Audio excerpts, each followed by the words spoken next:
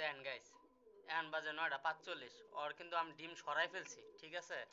আমি কিন্তু ডিমটা সরাই ফেলছি। দেন এখন ওই মাদিটা বসে রয়েছে, মানে এমন একটা হাব ভাব বুঝা যাচ্ছে যে ওই একাই এতক্ষণে ডিম তা দিয়ে ওই বাচ্চা ফুটাই ফেলবো, ওই একাই এমন অঙ্গি ভঙ্গি দেখাইতেছে। যে মাদিটা দেখাই, এ হচ্ছে ইনব্রিড কিটেল, এর আমি কালেকশন করছিলাম, ঠিক আছে? এই যে ইনব্রিড কিটেল।